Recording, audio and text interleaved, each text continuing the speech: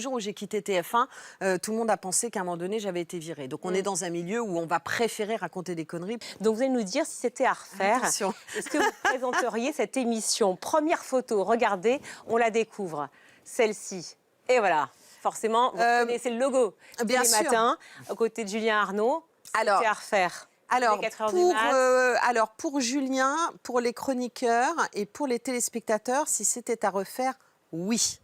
Pour le reste, non. Pour vous, non? Pourquoi? Parce que c'est une émission qui vous vole, qui vous kidnappe, parce que vous n'avez pas de vie, parce que vous vous levez à 3h30, parce que vous ne voyez plus les gens que vous aimez, parce que c'est une équipe qui vient un peu en décalé du monde auquel elle s'adresse pourtant le matin. Donc moi, j'ai pas eu le sentiment j'ai pas toujours adhéré à tout ce qui se passait dans cette émission. Et voilà. Après, pour le reste, oui. Mais et puis surtout, s'il n'y avait pas eu Télématin, je serais peut-être pas revenue à l'antenne.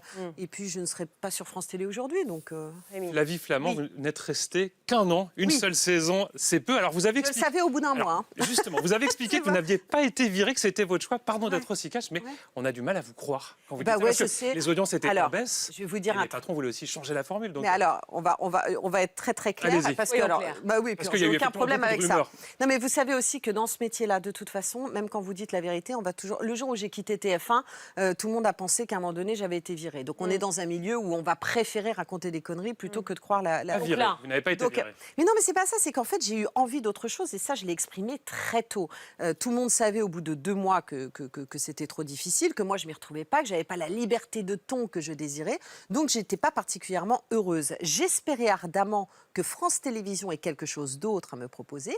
Et ça a été le cas. Et donc, les choses se sont faites. Mais si vous voulez, c'était concomitant avec leur envie aussi de changer la formule.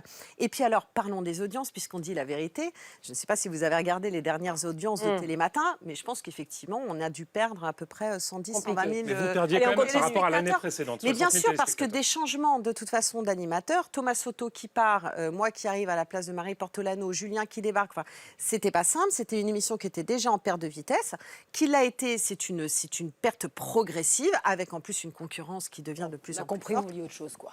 Vous aviez envie Ouais, d'autre chose. je voulais autre chose. C'est le cas Non, maintenant. mais sur les audiences, c'est important quand même de regarder aujourd'hui les audiences dont on parle beaucoup moins.